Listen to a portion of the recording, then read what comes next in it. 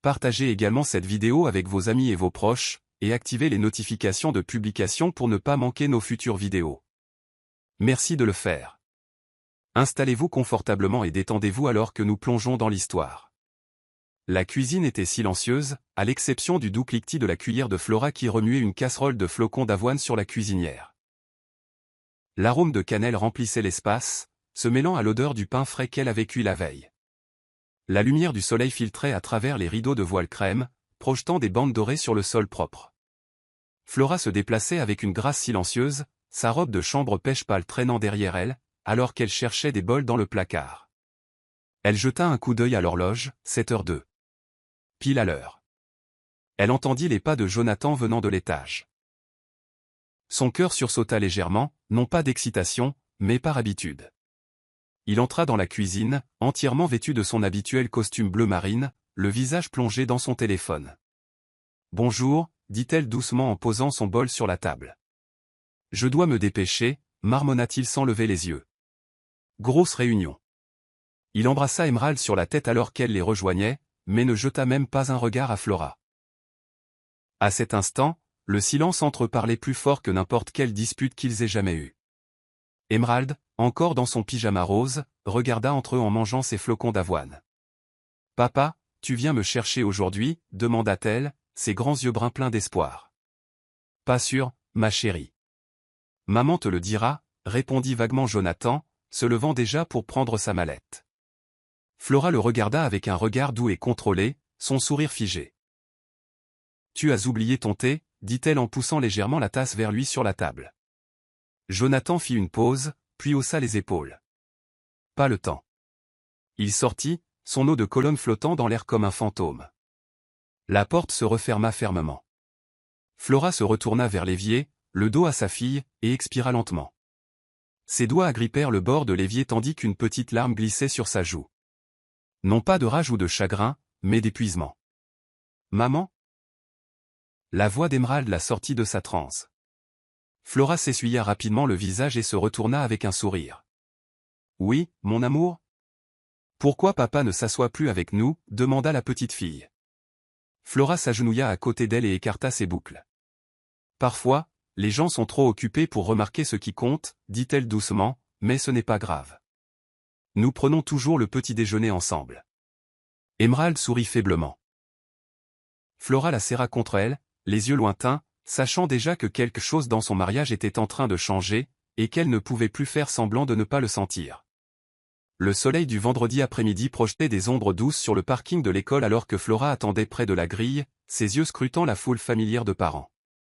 Emerald arriva en sautillant vers elle, tenant un projet de bricolage, le visage rayonnant d'excitation. « Maman, regarde. Je t'ai fait une fleur. » Flora sourit, s'accroupissant pour admirer les pétales colorés au crayon. « C'est magnifique, mon bébé » murmura-t-elle en embrassant la joue de sa fille. Alors qu'elle se dirigeait main dans la main vers la voiture, le regard de Flora fut attiré de l'autre côté de la rue par une voix soudaine et familière. Son souffle se coupa. Là, à l'ombre d'un amandier, se tenait Jonathan. Il n'était pas seul. Il parlait à une femme que Flora ne reconnaissait pas, sa main posée nonchalamment sur son épaule. Il riait trop facilement, trop confortablement. Ce n'était pas le rire d'étranger. Flora se figea, regardant un silence creux s'épanouir dans sa poitrine. La femme se pencha, murmurant quelque chose qui fit regarder Jonathan autour de lui, puis glousser. Il ne vit pas Flora. Pas encore. « Maman, pourquoi on ne part pas ?» demanda Emerald en tirant sur sa main. Flora cligna des yeux, sortit de sa transe, puis guida doucement sa fille vers la voiture. Alors qu'elle attachait Emerald sur le siège arrière, son esprit tourbillonnait de possibilités. Était-ce une collègue? Une vieille amie? Mais le contact était trop familier, trop exercé pour être accidentel. Alors qu'elle partait, Jonathan les aperçut enfin. Son corps se raidit. Il s'éloigna rapidement de la femme et fit un signe de la main. Flora lui rendit un petit signe, le visage illisible, le cœur battant. Plus tard ce soir-là, après qu'Emerald se soit couché, Flora le confronta dans le salon. « Je t'ai vu aujourd'hui » dit-elle en croisant les bras. Jonathan, assis sur le canapé avec son ordinateur portable, leva lentement les yeux. « Où ça » près de l'école d'Emerald. Cette femme. Jonathan expira brusquement. C'était juste Tasha, du service conformité. On discutait d'un rapport. Tu sais comment c'est. Flora ne répondit pas immédiatement.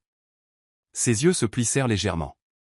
Elle a touché ton épaule, Jonathan. Ce n'est pas un rapport de conformité. Il se leva, sur la défensive.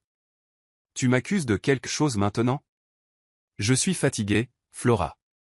Je travaille toute la journée et je rentre à la maison pour un interrogatoire? Elle le regarda tranquillement. Non, répondit-elle. Tu rentres chez une femme qui mérite la vérité. Elle se tourna et s'éloigna, ses talons claquant contre le carrelage comme des points de ponctuation dans une histoire qui ne faisait que commencer. Les nuits commencèrent à s'étirer, longues et incertaines, remplies de silence et du léger bourdonnement du téléphone de Jonathan vibrant contre la commode. Flora restait éveillée la plupart des soirs, le dos tourné vers lui tandis qu'il tapait rapidement à côté d'elle ou prenait des appels à voix basse dans le couloir. Le travail? Disait-il, l'écartant avec un sourire peu convaincant. Mais Flora connaissait son ton. Elle avait mémorisé chaque note de son honnêteté, et celle-ci sonnait faux. Une nuit, après que Jonathan soit sorti pour prendre un appel du bureau, Flora ouvrit son tiroir et sortit un journal oublié. Elle n'y avait pas écrit depuis avant la naissance d'Emerald. Passant de vieux souvenirs, son stylo plana, puis toucha le papier. 4 avril, quelque chose ne va pas. Il parle moins, sourit moins, ne me touche que quand Emerald regarde. J'essaie de ne pas faire de suppositions, mais je me sens invisible. Son écriture tremblait. Elle ne savait pas si elle documentait son propre chagrin ou préparait un dossier pour sa survie. Le lendemain matin, Flora était assise avec son café, les yeux fatigués parcourant le salon silencieux. Austin arriva à l'improviste, sa grande silhouette remplissant l'embrasure de la porte avec inquiétude. « Tu n'as pas l'air dans ton assiette », dit-il en croisant les bras. Flora sourit faiblement. « Je ne me sens pas dans mon assiette. » Austin entra et s'assit à côté d'elle. « Que se passe-t-il » demanda-t-il doucement. Flora hésita, puis répondit « Jonathan travaille tard, trop souvent, et je l'ai vu avec une femme devant l'école d'Emerald. » La mâchoire d'Austin se contracta. Il s'est expliqué? Il l'a fait, mais c'était vide, dit-elle, la voix à peine au-dessus d'un murmure. Austin se pencha en avant. Flora, si tu souffres, ne le cache pas. Tu as toujours tout porté seul. Tu n'es pas obligé. Elle le regarda, les yeux brillants. Et si j'imaginais tout? Et si je brisais notre famille à cause de la peur? Austin lui prit la main. Et si tu te perdais toi-même parce que tu continues de prétendre que tu ne souffres pas? Cette nuit-là, Jonathan rentra après minuit. Il sentait la menthe et l'eau de Cologne. Flora était encore réveillée, fixant le plafond. « Tu es encore debout » demanda-t-il. « Je pourrais te poser la même question » répondit-elle. Il eut un rire fatigué. « Les délais. Tu sais comment c'est. » Elle ne répondit pas. Et dans ce silence, un fossé se creusa davantage entre eux. Le soir de leur anniversaire arriva sans fanfare. Flora avait passé la journée à préparer un dîner tranquille, le risotto aux fruits de mer préféré de Jonathan, une bouteille de vin rouge vieilli, et une mousse au chocolat qu'elle avait mise au frais des heures auparavant. La table de la salle à manger était éclairée par 2 bougies, un jazz doux jouant en arrière-plan. Elle portait une simple robe noire ajustée et ses cheveux tressés étaient relevés en couronne, sobre mais élégante. Emerald avait été déposée chez Austin pour la nuit. Tout était parfait, sauf que la chaise en face d'elle restait vide. Flora vérifia son téléphone pour la 4e fois. Pas d'appel manqué, pas de message. Elle essaya d'appeler Jonathan. Ça sonna dans le vide. La nourriture resta intacte, les verres à vin scintillaient. Le silence devint plus assourdissant à chaque tic-tac de l'horloge murale antique. À 22h14, la porte d'entrée s'ouvrit. Jonathan entra, desserrant sa cravate. Il s'arrêta en voyant la table. « C'est aujourd'hui. » Sa voix s'éteignit. Flora se leva, les mains tremblant légèrement. « Je te l'ai rappelé il y a 2 jours. Je te l'ai rappelé hier. Je te l'ai rappelé ce matin. » Jonathan entra lentement, la culpabilité traversant son visage. « Flora, je suis désolé. » Le bureau était. « Non » dit-elle en levant une main. Pas ce soir. Elle se dirigea vers la table, prit les assiettes une par une et commença à emballer la nourriture dans des récipients. Tu as passé une journée entière sans te souvenir de la femme qui s'est tenue à tes côtés pendant 10 ans. Jonathan s'avança, tendant la main vers son bras. Je me rattraperai. On peut faire quelque chose demain. Tu penses qu'il s'agit du dîner, demanda-t-elle, la voix tremblante. Il s'agit d'être vu, entendu, aimé. Tu oublies les dates. Tu évites les conversations. Tu rentres tard et tu appelles ça le devoir. Mais qu'en est-il de ton devoir envers moi? Il ne dit rien. Elle finit d'emballer, puis enveloppa soigneusement son assiette et la plaça au réfrigérateur. Bonne nuit, Jonathan, dit-elle en éteignant la musique. Alors qu'elle passait devant lui, il ouvrit la bouche pour répondre, mais ne trouva pas de mots. Les bougies vacillèrent derrière eux, une douce lumière dansant sur le vin non touché. Et dans ce silence, elle réalisa que ce n'était pas seulement un anniversaire qu'il avait oublié. C'était elle. L'anniversaire d'Emerald apporta une excitation douce amère dans la maison. Des ballons étaient attachés le long de l'escalier, ses couleurs préférées, le violet et l'or, égayant l'espace. Flora avait organisé une petite fête dans le jardin, juste la famille et quelques amis proches. Les rires résonnaient alors que les enfants jouaient aux chaises musicales, tandis qu'Emerald portait une couronne en papier pailleté. Jonathan était présent, souriant, prenant des photos, essayant de paraître entier. Mais Flora remarqua les regards distants sur son téléphone, la façon dont il s'excusait à plusieurs reprises sous prétexte de vérifier des mises à jour professionnelles. Elle ne le confronta pas. Elle observait, apprenait. Elle était devenue une observatrice silencieuse dans son propre mariage. Alors qu'Emerald coupait son gâteau et s'étalait du glaçage sur les joues, Flora remarqua que les yeux de Cassandra s'attardaient sur Jonathan, le suivant de près chaque fois qu'il disparaissait derrière la maison. Plus tard, alors que les invités se mêlaient et que les enfants couraient après des bulles, Cassandra prit Flora à part près de la fenêtre de la cuisine. Son expression était tendue. « Flora, je ne veux pas de médaille. » Commença-t-elle prudemment, mais j'ai entendu quelque chose tout à l'heure. Jonathan était au téléphone avec quelqu'un, et ça n'avait pas l'air d'être du travail. La main de Flora se figea au milieu de son geste sur le comptoir. Qu'a-t-il dit? Cassandra hésita. Il a dit, tu ne peux pas m'appeler aujourd'hui. Pas maintenant. Elle surveille. Flora sentit son estomac se nouer, mais elle garda un ton égal. Es-tu sûr que c'est ce que tu as entendu? Cassandra hocha lentement la tête. Je suis peut-être sa mère, mais je sais quand il cache quelque chose. Flora força un sourire. Merci de me l'avoir dit. Cette nuit-là, après le départ du dernier invité et qu'Emerald se soit endormi avec des ballons près de son lit, Jonathan s'assit sur le canapé, faisant défiler son téléphone. Flora le rejoignit en silence, se blottissant à côté de lui. Il la regarda, surpris par la tendresse. Emerald s'est bien amusé aujourd'hui, dit-il. Flora hocha la tête. Oui, et je suis sûr que tu seras sur toutes les photos, répondit-elle doucement.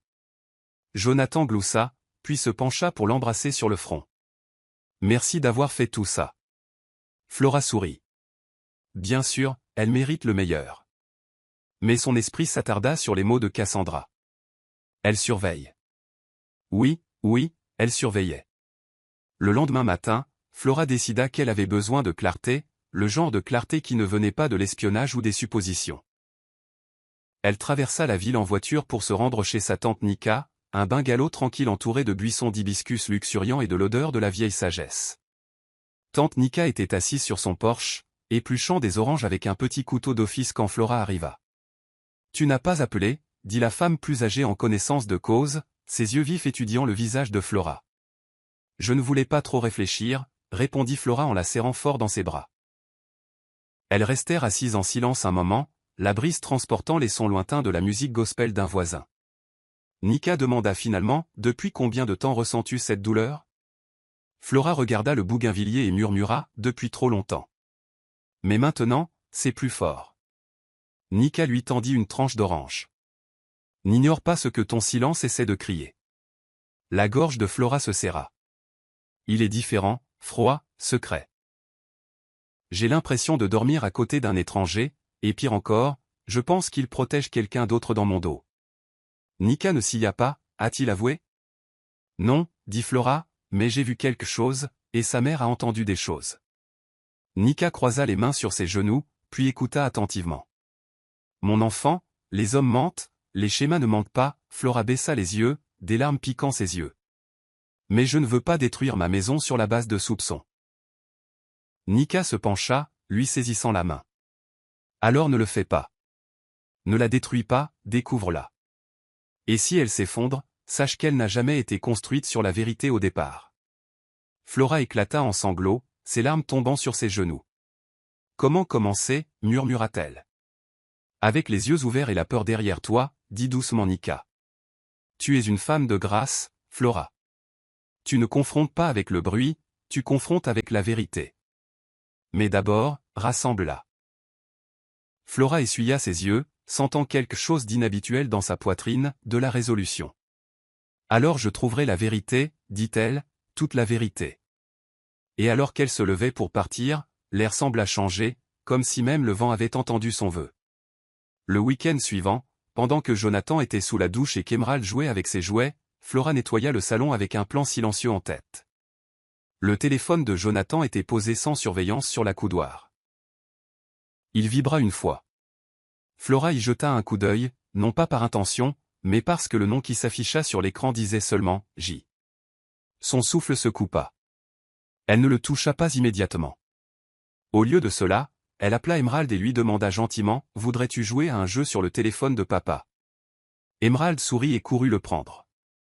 Quelques minutes plus tard, alors qu'Emerald était distraite, elle s'approcha et prit nonchalamment le téléphone.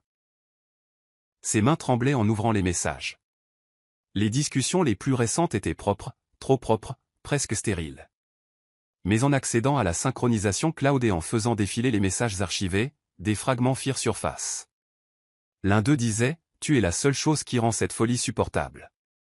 J'aimerais pouvoir la voir plus souvent, mais c'est risqué. » Le cœur de Flora battait dans ses oreilles. Un autre fil de discussion datait de près de 10 ans. Un message de « J » disait « Elle te ressemble tellement. Je n'arrive pas à y croire. » Ses mains étaient engourdies. Elle fit rapidement des captures d'écran des messages et se les envoya par email avant de remettre le téléphone en place. Elle s'assit sur le bord du canapé, à bout de souffle. Était-ce un enfant? Une autre femme?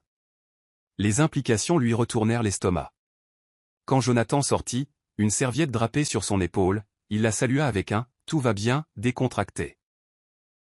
Flora se tourna vers lui avec un sourire mesuré. « Oui, je finis juste le ménage. » Il l'embrassa sur la joue et s'éloigna, ignorant l'orage qui couvait derrière ses yeux. Cette nuit-là, après avoir mis Emerald au lit, Flora verrouilla la porte de sa chambre, ouvrit ses emails et fixa le message qu'elle s'était envoyé. Ses doigts planèrent au-dessus du clavier avant de taper.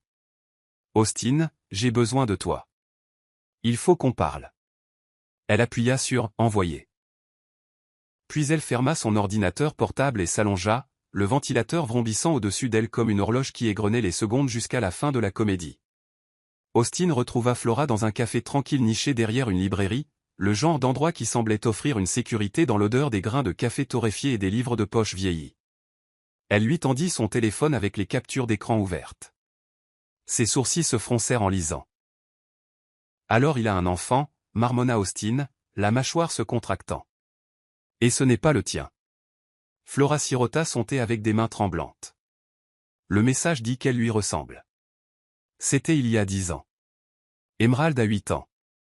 Austin se pencha en arrière, stupéfait. « Tu penses qu'il a eu un enfant pendant tout ce temps et ne te l'a jamais dit ?» Flora hocha lentement la tête. « Et maintenant, je pense savoir qui est la mère. » Elle ouvrit son sac et en sortit un dossier. À l'intérieur se trouvait une photo de groupe imprimée d'une des retraites de bureau de Jonathan. Flora avait zoomé sur une femme debout près de lui, son sourire large, ses yeux vifs. C'est elle. Je me souviens de son nom dans un des messages, Janelle. Cet après-midi-là, Flora se rendit dans un quartier tranquille de l'autre côté de la ville. Elle se gara devant un modeste duplex et fixa la maison pendant plusieurs minutes avant de s'approcher. Une femme de petite taille, à la peau foncée et aux yeux intelligents qui se plissèrent immédiatement en signe de reconnaissance, répondit à sa porte. « Flora, dit doucement Janelle. Je me demandais combien de temps ça prendrait. » Flora fut surprise. Alors tu savais pour moi, dit-elle. Janelle s'écarta. Bien sûr que oui. Entre. Le salon était bien rangé mais habité, une bibliothèque remplie d'histoires pour enfants et des fournitures d'art empilées dans un coin. Flora regarda autour d'elle avant de s'asseoir. Vous avez une fille, dit-elle. Janelle hocha la tête, sa voix prudente. Nora, elle a 10 ans. Flora inspira brusquement. C'est la sienne? Oui, répondit simplement Janelle. Il n'y avait ni théâtralité, ni culpabilité, juste la vérité calme. Pourquoi n'as-tu jamais rien dit? Demanda Eiffel. Aura, la voix se brisant. Parce qu'il m'a supplié de ne pas le faire. Il a dit que ça détruirait son mariage, sa carrière, et j'avais trop peur de me battre. Mais Nora n'arrêtait pas de demander qui était son père. Et récemment, elle a commencé à lui écrire des lettres. Je ne les ai pas envoyées, mais ce n'était qu'une question de temps. Flora s'adossa, stupéfaite. Son monde avait basculé. La vérité ne se cachait plus, elle se tenait devant elle, nommée, respirant, indéniable. Austin entra en trombe dans la maison de Flora avant même qu'elle ait fini de verrouiller la porte d'entrée. « Tu l'as rencontrée » demanda-t-il, les yeux brûlants.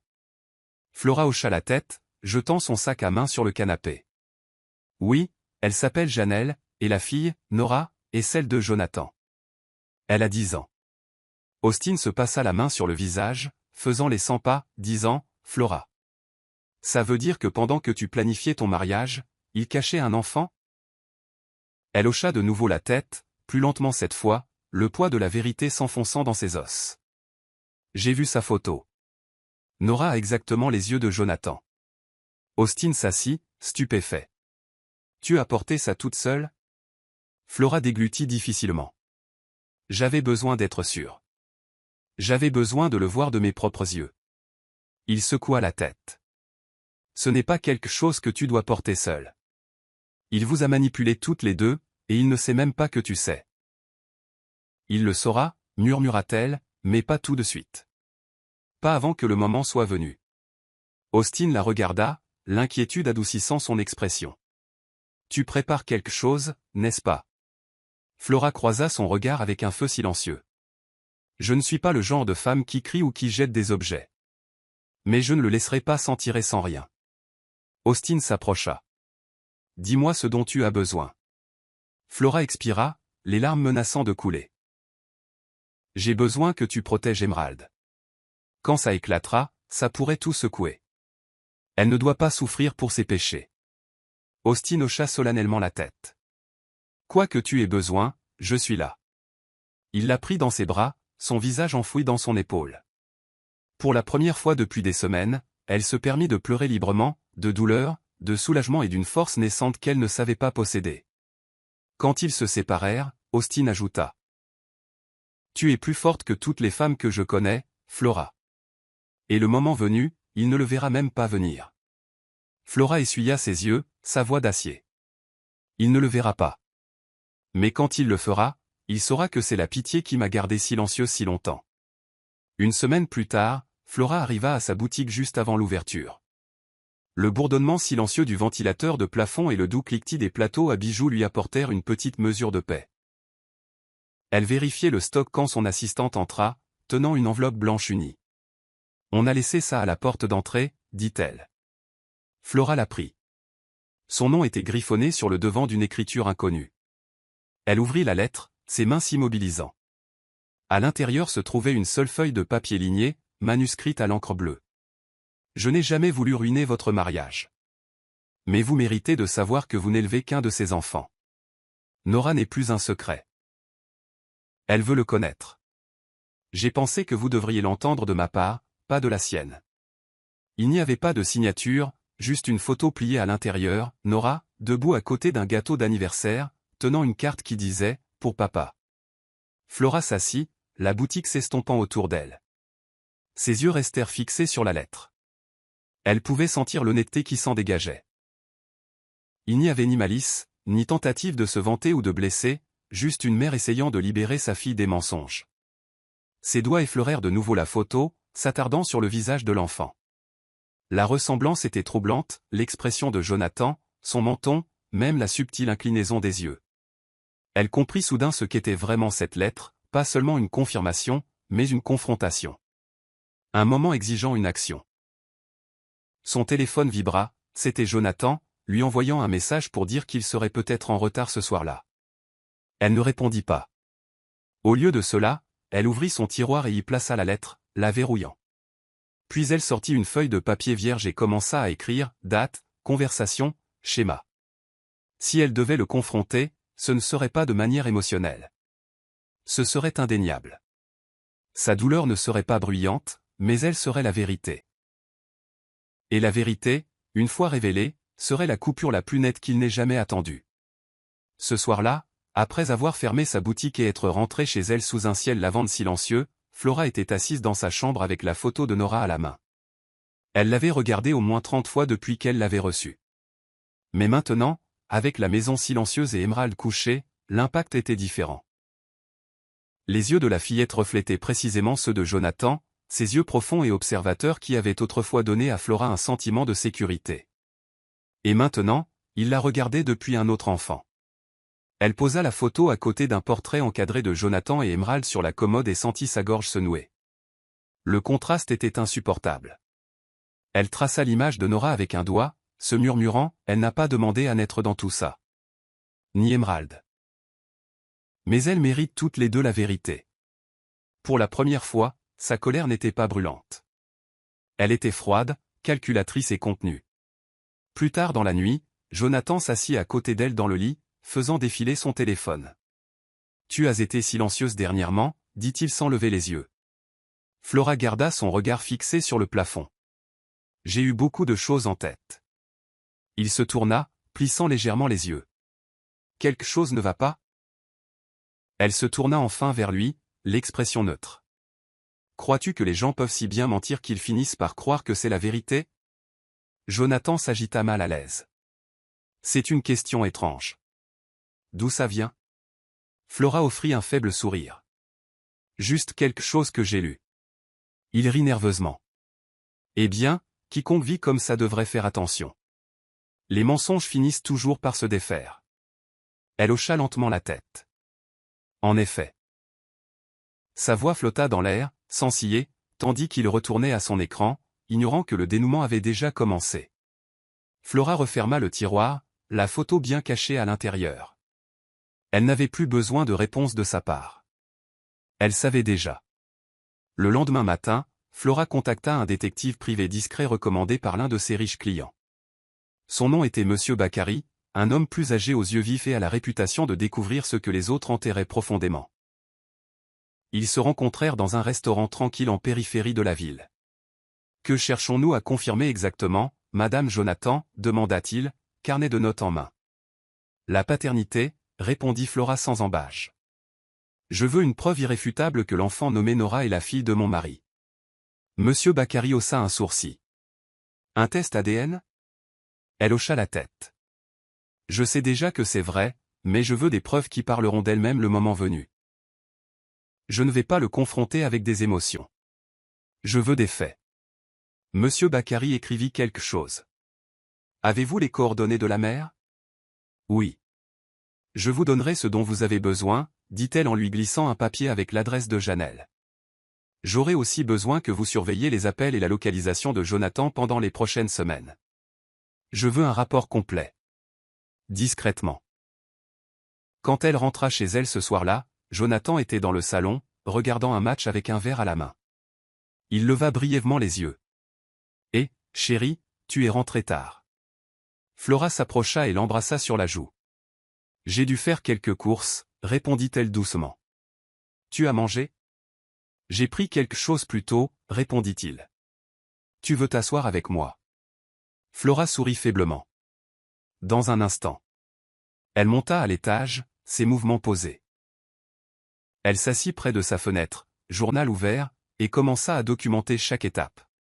Le calme de son âme l'effrayait même. Il n'y avait pas de cris. Pas besoin de jeter des objets. Juste de la clarté. Son téléphone vibra. C'était un message de Monsieur Bakary. Le travail a commencé. Je vous tiendrai au courant chaque semaine. Elle regarda par la fenêtre, la ville brillant sous le ciel nocturne. Elle se murmura, « Tu m'as donné 10 ans de silence, Jonathan. Je te donnerai une nuit inoubliable. » Janelle ne fut pas surprise quand Flora revint, cette fois sans introduction tendue ni distance gardée. Elles s'assirent ensemble sur un banc de parc ombragé par des jacarandas, les doux pétales violets dérivant entre elles comme des confessions prudentes. Flora regarda droit devant elle, la voix basse. « J'ai engagé quelqu'un pour confirmer ce que je sais déjà. Non pas parce que je doute de toi, mais parce que j'ai besoin de le confronter sans hésitation. » Janelle hocha la tête. « Tu le mérites. » Un long silence passa entre elles.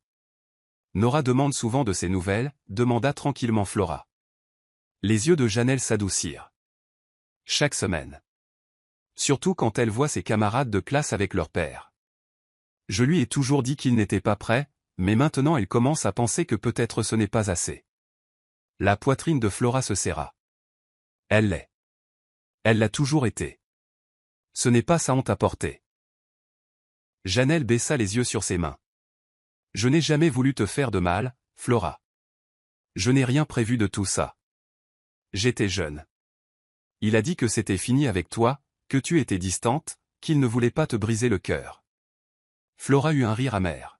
« Il a dit que j'étais distante pendant qu'on planifiait notre mariage. » Elle secoua la tête. « Je ne t'en veux pas. J'en veux à l'homme qui a dormi dans mon lit et a dit des mensonges avec la même bouche qu'il embrassait ma fille pour lui souhaiter bonne nuit. » Janelle leva les yeux, ses yeux humides. « Qu'est-ce qui se passe maintenant ?» Flora se leva lentement. « Vous recevrez une visite dans quelques jours. Quelqu'un demandera un échantillon d'ADN discrètement. J'ai besoin de votre permission. » Janelle hocha la tête. « Je le ferai pour Nora. » Flora se tourna pour partir, puis fit une pause. « Une dernière chose, dit-elle. Le dimanche de Pâques, j'organise un déjeuner de remerciements. Je veux que vous et Nora soyez là. » Les yeux de Janelle s'écarquillèrent. « Êtes-vous sûr ?» Flora regarda par-dessus son épaule avec résolution. « Je veux que tout le monde rencontre la vérité. Et elle mérite d'entrer par la grande porte, pas par la porte de derrière. » Sur ce, elle s'éloigna, laissant Janelle la regarder, mi-craintive, mi-admirative. La bibliothèque communautaire était plus calme que d'habitude lorsque Flora la visita le samedi suivant. Janelle lui avait envoyé un message plus tôt ce matin-là. « Nous serons ici pour la prochaine heure. » Elle lit dans le coin des enfants. Flora entra dans l'espace confortable, le cœur battant, les mains moites. En tournant au coin des livres d'images, elle la vit. Nora était assise en tailleur sur un tapis coloré, le visage enfoui dans un grand livre d'histoire à couverture rigide. Ses douces tresses se balançaient alors qu'elle bougeait, et quand elle leva les yeux, Flora retint son souffle. La ressemblance était troublante. La même courbe des sourcils de Jonathan, la nuance exacte de ses yeux bruns, des yeux qui avaient autrefois fait tomber Flora amoureuse. Mais ils étaient là de nouveau, intacts par les mensonges, dans un visage qui ne savait rien de la trahison. Nora leva les yeux et sourit timidement. « Bonjour, dit-elle. » Flora cligna rapidement des yeux, souriant à travers une douleur aiguë dans sa poitrine. « Bonjour, ma chérie. Qu'est-ce que tu lis ? » C'est l'histoire d'une fille qui pensait être ordinaire. Mais elle ne l'était pas, répondit Nora, sa voix douce, ses mots sincères. Janelle s'approcha par derrière avec une expression douce. Elle a insisté pour s'habiller aujourd'hui. Elle a dit qu'elle avait le sentiment que quelqu'un d'important venait. Flora s'accroupit à côté de la fillette, ses doigts tremblant légèrement en touchant le coin du livre. « Tu aimes les histoires comme ça ?» demanda-t-elle. Nora hocha la tête. « Elle me donne l'impression que même s'il manque quelque chose, ça peut quand même bien se terminer. » Flora se mordit la lèvre et détourna le regard. « Tu es très intelligente, dit-elle. Quelqu'un te l'a déjà dit ?» Nora haussa les épaules, puis murmura, « Maman dit que je suis un miracle. Mais je pense que je suis plutôt une question à laquelle personne ne veut répondre. » Flora faillit halter sous le poids de cette déclaration, et ses yeux se tournèrent vers Janelle, qui détourna le regard, la culpabilité peignant son expression. « Tu n'es pas une question, dit fermement Flora. Tu es une réponse entière, et très bientôt, les personnes qui comptent sauront exactement qui tu es. » Nora pencha la tête. « Même lui ?» Flora hocha lentement la tête, sa voix comme une promesse. « Oui, surtout lui. Elles lurent ensemble un moment après cela, le silence rempli de vérités non dites.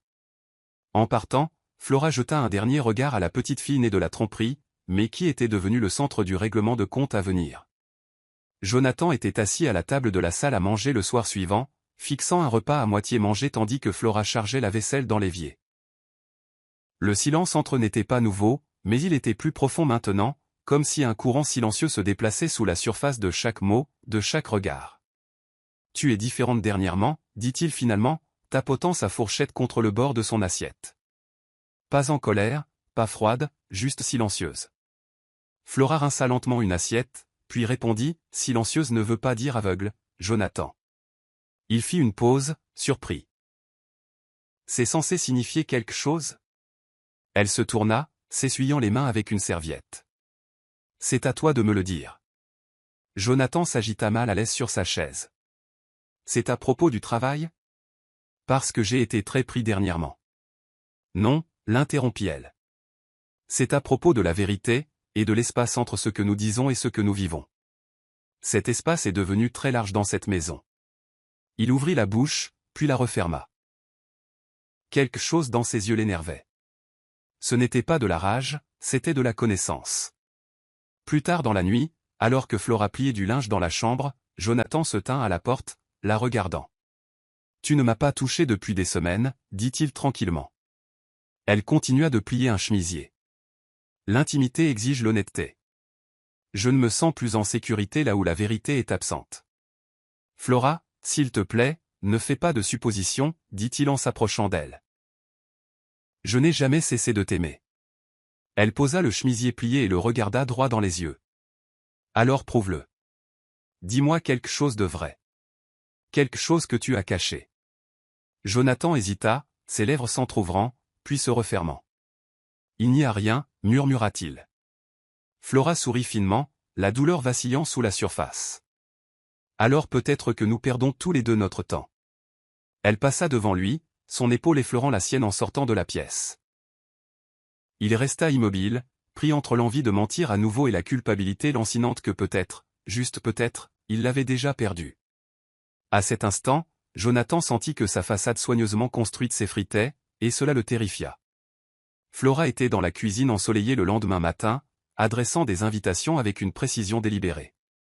Des cartes bordées d'or portant une écriture élégante disaient « Vous êtes chaleureusement invité au déjeuner de remerciement de Pâques, une célébration de la vérité, de la famille et du renouveau. » Elle les envoya aux parents de Jonathan, à ses propres parents, à des amis proches de la famille, et même à des personnes qu'elle n'avait pas vues depuis des années. Jonathan entra au milieu de la tâche, regardant la pile d'enveloppes. « Tu organises une fête ?» demanda-t-il en se versant un café. « Un remerciement ?» répondit Flora sans lever les yeux. Pâques tombe un dimanche cette année, le moment idéal pour réunir tout le monde. Il gloussa légèrement. « C'est la première fois que tu prends l'initiative d'organiser quelque chose. » Flora posa une enveloppe scellée. « J'ai senti que c'était le bon moment. Certaines choses sont attendues depuis longtemps. » Il but une gorgée. « Besoin d'aide pour quoi que ce soit. » Elle fit une pause, puis leva les yeux vers lui. « En fait, oui. Sois juste présent. Entièrement présent. Pas d'appel professionnel. Pas de course soudaine. » Il hocha la tête en souriant. « Compte sur moi. » Mais sous son calme apparent, la véritable liste d'invités reposait dans son agenda privé, où un nom se détachait en gras, Janelle et Nora. Elle ne l'avait pas encore mentionné, et elle n'en avait pas l'intention. Pas avant le moment venu. Ce soir-là, Austin passa pour examiner la liste d'invités mise à jour. « Tu le fais vraiment ?» dit-il en parcourant les noms. « Oui. » répondit Flora en lui tendant une copie du rapport ADN que M. Bakary avait livré plus tôt. Les yeux d'Austin s'écarquillèrent. « C'est vrai. » Flora hocha la tête. « Il n'y a plus d'échappatoire maintenant. » Il la regarda attentivement. « Es-tu sûre d'être prête pour ça? Une fois que ça commencera, il n'y aura pas de retour en arrière. » Flora croisa les bras. « Je ne veux pas de vengeance, Austin. Je veux de la clarté. Pour moi. Pour Emerald. Pour Nora. S'il ne fait pas de place à la vérité, je forcerai la vérité à entrer par la grande porte. » Austin hocha solennellement la tête. Alors laisse-le penser que c'est juste une célébration. Flora sourit faiblement. Laisse-le s'habiller pour la joie. Je serai habillé pour la vérité. Le doux bruissement du papier d'emballage remplissait la salle à manger alors que Flora organisait la table des cadeaux pour la célébration de Pâques. Elle disposa des bougies décoratives à côté de serviettes monogrammées, chaque détail méticuleux. Cassandra entra, les bras croisés, observant les préparatifs avec un regard perplexe. « Tu as mis les petits plats dans les grands », remarqua-t-elle. Flora sourit sans lever les yeux. C'est une occasion spéciale. Une célébration de la vie et de la famille. Le front de Cassandra se plissa. Tu n'as jamais organisé quelque chose d'aussi élaboré auparavant. Est-ce que tout va bien entre toi et Jonathan? Flora la regarda calmement. Pourquoi ça n'irait pas? Cassandra hésita. C'est juste que, j'ai senti un changement. Il semble distrait dernièrement. Et toi aussi, posé. Flora s'épousseta les mains et haussa les épaules. Parfois, la peine est des décisions, pas des circonstances. Cassandra pencha la tête. Essaies-tu de me dire quelque chose? Les lèvres de Flora s'étirèrent en un léger sourire. Je me prépare à montrer quelque chose. C'est tout. Alors qu'elle passait dans le salon, l'inquiétude de Cassandra s'approfondit. Tu sais que j'aime Jonathan, dit-elle prudemment. Mais je sais aussi qu'il n'est pas toujours direct. Flora s'assit gracieusement sur l'accoudoir d'un fauteuil. Vous avez élevé un homme qui est doué pour beaucoup de choses, Cassandra. La vérité n'en fait pas partie. Les yeux de Cassandra s'écarquillèrent légèrement. Que as-tu découvert? Flora ne répondit pas directement. Au lieu de cela, elle demanda, croyez-vous que votre fils soit capable de trahir sa famille? Cassandra fit une pause, visiblement mal à l'aise. Je veux dire non, mais j'ai eu des aperçus. Il y a des années, une fille a appelé à la maison. J'ai écarté l'affaire. Flora hocha lentement la tête. Je ne suis pas venu si loin pour détruire qui que ce soit, Cassandra. Je veux seulement que tout soit mis en lumière. Cassandra s'approcha et lui toucha doucement l'épaule. J'espère que quoi qu'il en sorte, cela te libérera, et ne fera pas que l'exposer. Flora hocha la tête. C'est le but. Et alors que Cassandra partait le cœur lourd, Flora retourna arranger les tulipes sur la table, sachant pertinemment que la liberté et le feu arrivaient parfois dans le même souffle. Seule dans sa chambre, les fenêtres ouvertes et les rideaux dansant dans la brise, Flora se tenait devant son miroir en pied, tenant un verre de vin comme si elle était déjà entourée d'invités. Son reflet la fixait. Une femme posée. Oui, mais avec des yeux qui ne pleuraient plus pour la trahison. Elle leva doucement le verre, se murmurant « à la vérité ». Elle fit une pause, cherchant les mots qui ne piqueraient pas trop tôt. À la liberté. Au moment où nous arrêtons de faire semblant pour le confort des autres. Sa voix trembla, mais elle continua. À chaque femme qui a souri à travers les mensonges et s'est relevée avec dignité quand le monde s'attendait à ce qu'elle s'effondre. Sa gorge se serra et elle s'arrêta. Sa main s'abaissa, les yeux brillants. Elle ne répétait pas pour les applaudissements.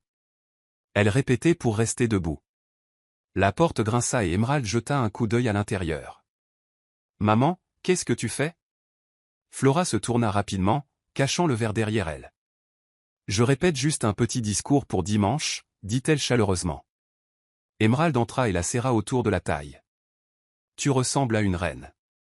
Vas-tu dire quelque chose de joyeux ?» Flora s'agenouilla à son niveau, lui prenant le visage en coupe. « Oui, ma chérie. Quelque chose de très honnête. Et parfois, l'honnêteté peut être la chose la plus heureuse du monde, même si c'est aussi difficile. » Emerald parut pensive. « Papa dira quelque chose aussi ?» Flora sourit doucement. « Peut-être. Mais les mots de maman sont ceux qui changeront tout. » Cette nuit-là, après avoir couché Emerald, Flora réécrivit son discours pour la 5e fois, chaque version perdant plus d'émotion pour ne garder que les faits. Sa voix n'avait pas besoin d'être forte. Elle avait juste besoin d'être indéniable. Au moment d'éteindre sa lampe, elle savait exactement comment commencer et comment cela se terminerait. La maison était impeccable le samedi soir, les sols en marbre brillant et les couverts disposés avec une symétrie parfaite. Des ronds de serviettes dorées, des menus personnalisés et des arrangements floraux pastels suggéraient chaleur et célébration. Mais pour Flora, c'étaient des accessoires de scène. Jonathan entra dans le salon, visiblement impressionné. Waouh, tu as transformé l'endroit en quelque chose sorti d'un magazine. Elle sourit faiblement en ajustant une assiette. Seulement le meilleur pour nos invités. Il s'approcha et posa une main sur son dos. Je suis fier de toi, Flora. Tout cet effort, ça signifie beaucoup. Elle ne broncha pas, mais ne se pencha pas non plus vers lui. Je veux juste que tout le monde s'en souvienne. Il gloussa. Oh, ils s'en souviendront, c'est sûr. Il prit un verre d'eau et demanda, a-t-il un code vestimentaire? Flora hocha la tête. Chic décontracté, mais pour toi, peut-être quelque chose de plus élégant. Tous les yeux seront sur toi. Il sourit narquoisement. Je peux gérer ça. Plus tard, alors que la maison se calmait, Flora s'assit sur le bord du lit, sa robe pour le lendemain suspendue près de la porte. Elle était blanche avec de subtils accents dorés, douce mais imposante. Elle l'avait choisie avec intention. Elle ouvrit le tiroir à côté de son lit et fixa le dossier à l'intérieur, résultat ADN, messages imprimés, photos et la lettre de Janelle. Austin avait examiné chaque page avec elle plus tôt dans la journée. Tu as tout ce dont tu as besoin, avait-il dit. Rappelle-toi juste, ne laisse pas sa réaction définir le moment. Tu le possèdes déjà. Elle ferma lentement le tiroir, puis se murmura, demain, je dis au revoir à la comédie. Dans le reflet du miroir, elle aperçut ses propres yeux, stables, concentrés, mais pleins de grâce. Ce n'était pas la vengeance qu'elle cherchait. C'était la reconnaissance, pour les mensonges, pour les années, et surtout, pour la fille nommée Nora qui méritait d'être vue, pas cachée. Demain, la porte s'ouvrirait, et la vérité entrerait. L'arôme d'épices rôties et d'agneau glacé au miel flottait dans l'air alors que les parents commençaient à arriver un par un. Le salon scintillait de décorations dorées et ivoire, la lumière du soleil entrant à flot par les larges baies vitrées. Cassandra entra la première avec le père de Jonathan, tous deux vêtus de tenues traditionnelles et portant un panier de fruits. Tu t'es surpassée, Flora, dit Cassandra en l'embrassant doucement sur la joue. Flora sourit chaleureusement, les conduisant à leur siège. Puis vint tante Neka, la cousine de Flora, Tola, une vieille amie de l'église de sa mère, et enfin Austin, qui resta près d'Emerald, s'assurant qu'elle ne s'égare pas dans les conversations d'adultes. « Où est Jonathan » demanda Cassandra. « En haut » répondit calmement Flora. « Il aime faire une entrée. » Cassandra hocha la tête, l'observant attentivement. Le ton était chaleureux, mais il y avait un courant sous-jacent, comme l'air juste avant un orage. Alors que d'autres invités affluaient, Jonathan descendit enfin les escaliers dans un blazer cintré de couleur cendre, confiant et souriant. « Famille » rayonna Théil. « C'est bon de vous avoir tous ici. Quelle meilleure façon de passer Pâques qu'avec les personnes qui comptent le plus ?» Des applaudissements polis suivirent alors qu'il embrassait sa mère et serrait la main de ses oncles et amis. Flora resta immobile, assise à côté d'un arrangement floral, l'observant attentivement. « Tu es magnifique, chérie » dit-il en se penchant pour l'embrasser sur la joue. Elle inclina légèrement le visage pour que ses lèvres rencontrent l'air. « Merci » répondit-elle, sa voix aussi douce que de la soie. De la cuisine, les assistants du traiteur commencèrent à servir les boissons. Le cliquetis des verres, la musique classique douce et le faible bourdonnement des rires masquaient la tension qui montait dans la poitrine de Flora. Elle jeta un coup d'œil à sa montre. C'était presque l'heure. Puis, comme par un signal, son téléphone vibra. Un seul message de Janelle. « Nous sommes dehors. » Flora se leva lentement, lissant les plis de sa robe. Austin croisa son regard et lui fit un signe de tête à peine perceptible. Elle se dirigea vers la porte d'entrée, le cœur calme, la voix stable. L'acte final avait commencé. À l'intérieur du grand salon, le toast allait commencer. Jonathan tapa doucement sur son verre avec une fourchette, attirant l'attention de tous les présents. « D'abord, je veux juste remercier mon incroyable femme, dit-il en levant son verre vers Flora, qui se tenait maintenant près de la fenêtre, sa posture élégante mais illisible. Cette femme ici présente est la colonne vertébrale de cette famille. Sa force, sa grâce, sa constance, c'est inégalé. Levons nos verres à l'amour, à l'engagement et à la famille. Des santé. Résonnèrent, les verres trinquèrent, et Flora leva le sien à mi-hauteur mais ne but pas. Au lieu de cela, elle s'avança alors que la pièce se calmait. Avant de boire, dit-elle clairement, il manque 2 invités à ce rassemblement. Deux personnes que j'ai invitées parce qu'aujourd'hui, il ne s'agit pas seulement de nourriture et de famille. Il s'agit de vérité. Des murmures remplirent l'air, mais Flora se tourna vers l'entrée. La porte d'entrée s'ouvrit lentement. Entrèrent Janelle, posée, composée, et à côté d'elle, une petite fille dans une robe pastel, ses yeux grands ouverts alors qu'il parcourait la foule. La pièce devint silencieuse. Emerald se tenait derrière Austin, ses yeux fixés sur la fillette qui ressemblait étrangement à son père. Le visage de Jonathan pâlit instantanément.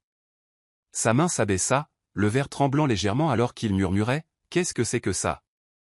Flora ne broncha pas, « Ceci. » dit-elle en désignant Nora, et quelqu'un que nous aurions dû connaître depuis longtemps. Une vérité qui a vécu dans l'ombre pendant 10 ans. Et je crois qu'il est temps qu'elle rencontre tout ce que son père ne lui a jamais présenté. Janelle poussa doucement Nora en avant. L'enfant se redressa, son regard courageux malgré le silence. Jonathan fit un demi-pas en avant, puis se figea, pris entre la reconnaissance et la honte. La pièce était lourde d'incrédulité. Cassandra haleta de manière audible, et un cousin murmura « Elle lui ressemble tellement ». Flora regarda Jonathan sans ciller. « Tu as apporté un toast à la famille. Je m'assure simplement que toute la famille soit présente. » Flora se plaça à côté de la table de la salle à manger, où les verres à moitié remplis restaient figés en l'air. Elle prit une profonde inspiration et éleva la voix avec une force tranquille. Aujourd'hui n'a jamais été une question de nourriture. Il s'agissait de dévoiler le silence qui a rongé cette famille de l'intérieur. Ses yeux croisèrent ceux de chaque invité à tour de rôle. Pendant plus d'une décennie, j'ai honoré mes vœux. J'ai tenu bon dans la foi. J'ai élevé une fille dans l'amour. Mais ce que je ne savais pas, c'est que je vivais aussi aux côtés d'un homme qui avait une autre fille, dissimulée, cachée, ignorée. Elle se tourna vers Jonathan, sa voix douce mais inébranlable. Jonathan, il y a 10 ans, tu as planté une graine chez une autre femme, et quand elle a fleuri, tu l'as enterrée. Mais aucun enfant ne mérite de grandir comme un secret. Les lèvres de Jonathan s'entr'ouvrirent, mais aucun son n'en sortit. Son visage se tordit entre le choc et le désespoir. Flora, s'il te plaît. Non, l'interrompit-elle calmement. Ce n'est pas à toi de t'expliquer. C'est à moi de parler. Elle prit un dossier qu'Austin lui tendit et l'ouvrit lentement. Résultat ADN, message, photographie. Et même une lettre de la mère au sujet de laquelle tu as menti. Elle les tendit à Cassandra, qui les prit avec des mains tremblantes. Vous nous avez tous amenés ici en pensant que c'était une célébration. Et c'en est une, mais pas celle que vous aviez prévue. C'est la célébration de la vérité, de la libération. Et surtout, de Nora, qui mérite sa place à cette table. Janelle posa une main protectrice sur l'épaule de sa fille alors que Nora regardait la pièce, incertaine. Flora s'agenouilla devant elle. Tu n'es pas une erreur. Tu n'es pas un secret. Tu es vue. Des larmes montèrent aux yeux de Janelle. Jonathan se tenait figé, humilié devant chaque personne qui avait autrefois cru en son image. La vérité était entrée, et les mensonges n'avaient d'autre choix que de s'asseoir. On aurait pu entendre une mouche voler. Le salon, autrefois rempli de rires doux et de cliquetis de verre, était maintenant figé sous une chape d'incrédulité. Tous les regards s'étaient déplacés de Flora vers la petite fille qui se tenait à côté de Janelle, les yeux grands ouverts, silencieuse et immobile. Nora serrait fermement son petit sac à main, ses sourcils froncés dans ce pli familier, celui que Cassandra reconnut instantanément. Sa voix se brisa alors qu'elle murmurait, « C'est le visage de Jonathan, quand il était enfant. » Jonathan s'avança, les lèvres entr'ouvertes, les yeux passant de sa mère à sa fille. « Nora, dit-il d'une voix rauque, mais l'enfant recula d'un demi-pas. Janelle lui prit la main et la tint de manière protectrice. « Ne prononce pas son nom maintenant, dit sèchement Janelle. Tu as eu 10 ans. » Jonathan se tourna vers Flora, les yeux suppliants. « Tu as fait ça? Tu as tout planifié pour m'humilier ?» Flora se redressa, plus grande, calme comme toujours. « Non. J'ai planifié cela pour donner à une enfant ce que tu lui as refusé, la reconnaissance. » Les lèvres de Nora tremblèrent légèrement. « C'est vraiment mon papa ?» demanda-t-elle, sa voix à peine audible. Les yeux de Jonathan s'emplirent de larmes, la culpabilité faisant surface là où le déni avait vécu. « Oui, murmura-t-il, je le suis. » Cassandra se leva lentement de son siège, son regard sur son fils froid et vif. Tu as eu une fille pendant 10 ans et tu ne nous l'as jamais dit? Tu n'as jamais rien dit à ta femme. Jonathan, comment oses-tu? Son père resta assis, silencieux, les épaules tendues. Je ne savais pas comment. Tu ne voulais pas, l'interrompit Flora.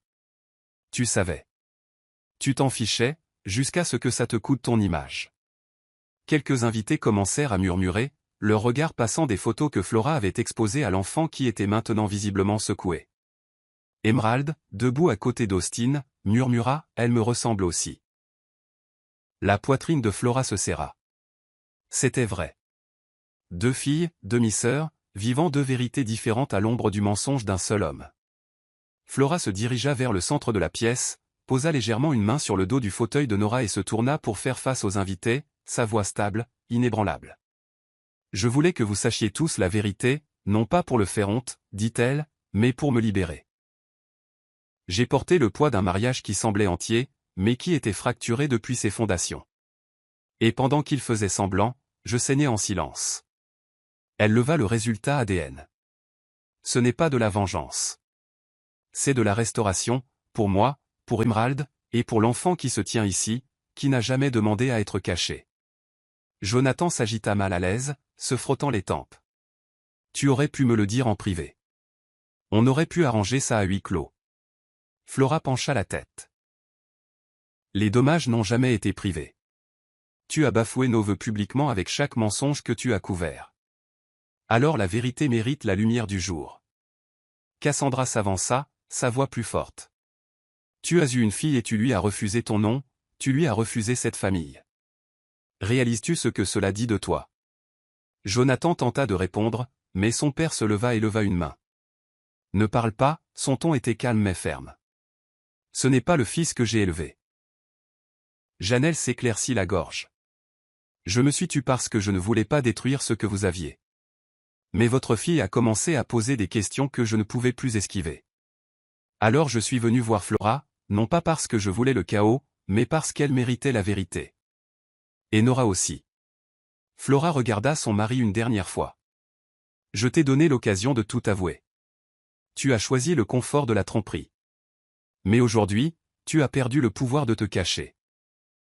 Les lèvres de Jonathan tremblèrent. Et maintenant, murmura-t-il. Flora se tourna vers Nora et tira doucement le siège vide à côté d'Emerald. Maintenant, nous mangeons en famille. Une famille qui voit enfin tout le monde à table. Jonathan resta debout alors que la pièce se calmait dans un étrange silence. Les invités se rassirent lentement, certains dans un malaise gêné, d'autres dans une contemplation stupéfaite. Cassandra serra les papiers ADN dans une main et s'approcha de son fils. Son expression avait vieilli en 1 heure. Tu as eu l'audace de nous cacher un enfant, Jonathan? À moi? À ton père? Sa voix tremblait. Penses-tu que je ne l'aurais pas accueilli? Que je ne l'aurais pas aimé?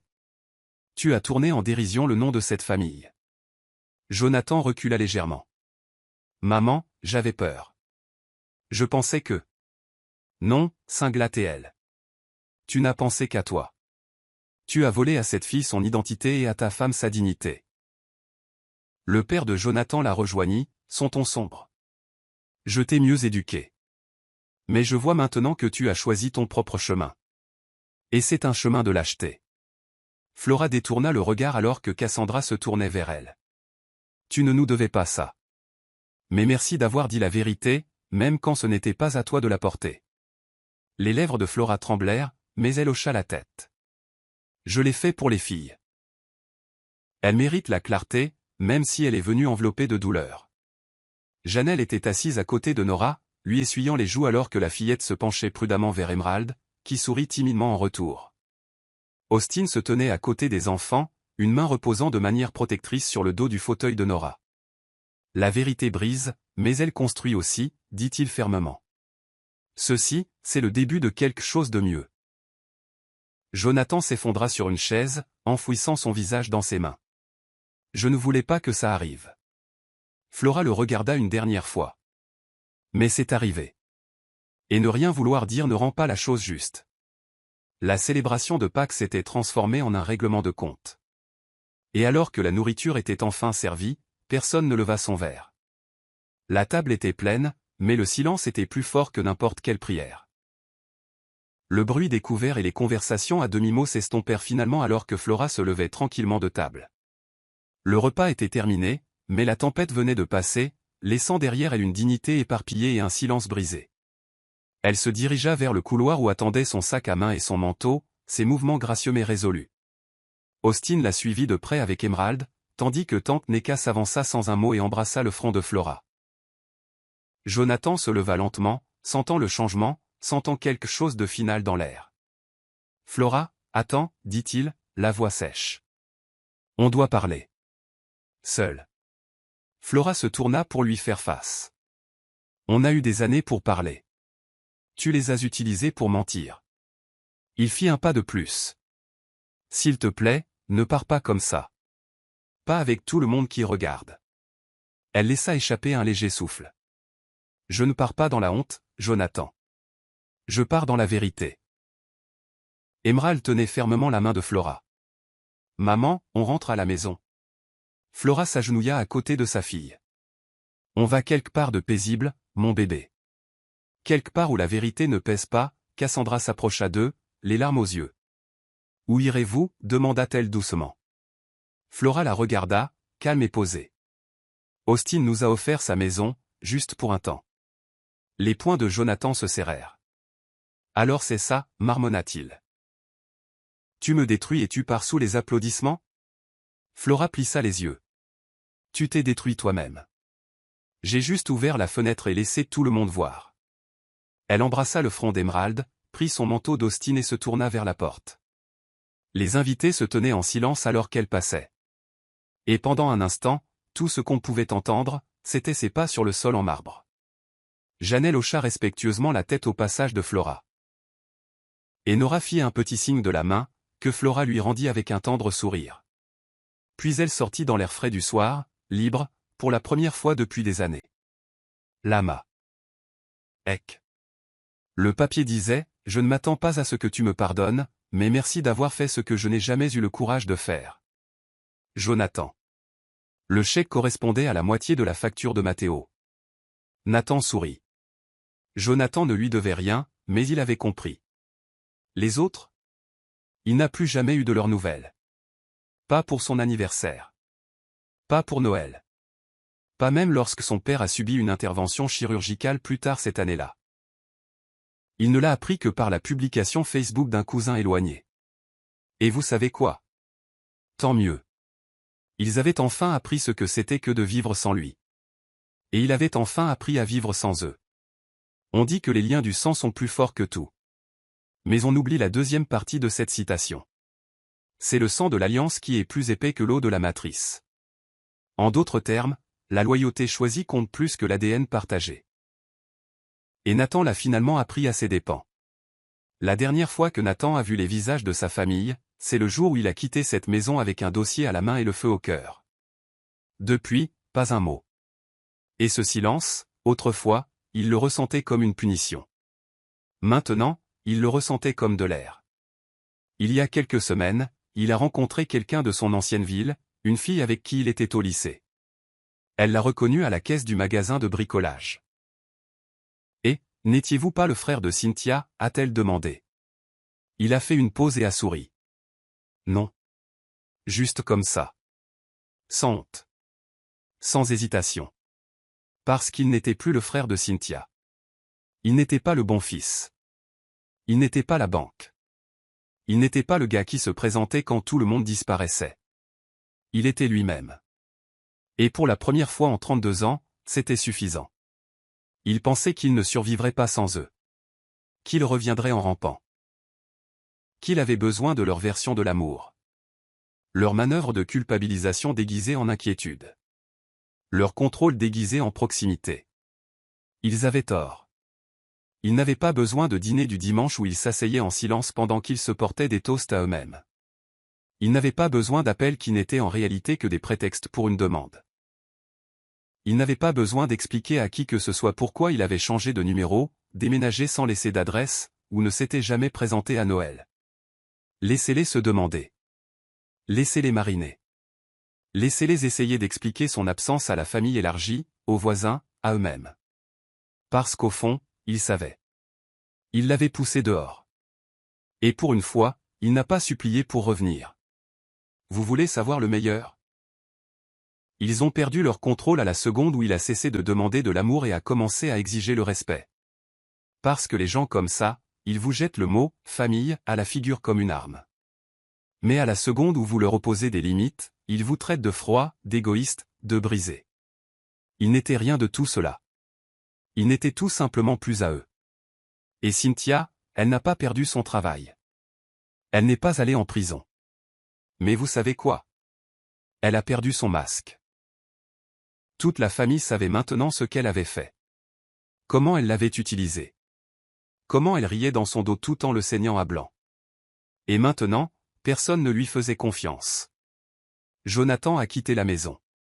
Tante Monica a refusé de la laisser garder son bébé. Oncle Greg a dit à Nathan lors d'un bref appel téléphonique, « Je ne m'attendais pas à ça. » Le nom de Cynthia est traîné dans la boue à chaque événement familial. « Tu n'as pas besoin de revenir, » a-t-il dit. Ce sont eux qui ont tout gâché. On le voit tous maintenant. Mais Nathan lui a dit la même chose qu'il dirait à n'importe qui d'autre. Il ne s'agit pas de qui le voit. Il s'agit de qui y a survécu. Et j'ai survécu. Alors non, il n'allait pas prétendre que tout allait bien. Il n'allait pas envoyer de carte d'anniversaire ou décrocher le téléphone par culpabilité. Il n'allait pas se présenter pour des étreintes feintes et des repas tendus, juste pour que sa mère puisse faire des remarques passives-agressives sur la difficulté de maintenir les familles unies de nos jours. Il n'était plus à eux. Et c'était la meilleure chose qui lui soit jamais arrivée. Il se réveillait maintenant, et il y avait la paix. Il travaillait et gardait ce qu'il gagnait. Il mangeait ce qu'il voulait. Il ne s'excusait pas de dire non. Il ne tressaillait pas quand son téléphone vibrait. Il ne retenait pas son souffle en présence de personnes qui prétendaient l'aimer. Il était libre. Non pas parce qu'il l'avait laissé partir, mais parce qu'il avait enfin cessé d'attendre leur permission. Laissez-les garder leur dîner de reste. Laissez-les faire circuler sa photo comme s'il était mort. Laissez-les jacasser. Laissez-les supplier, rager, tordre l'histoire, le traiter de méchant. Il dormirait toujours comme un bébé. Parce que la vérité était simple. Quand ils lui ont fermé la porte au nez, il n'a pas perdu une famille. C'est eux qui l'ont perdu. Et ça, c'était la première facture qu'il ne paierait jamais.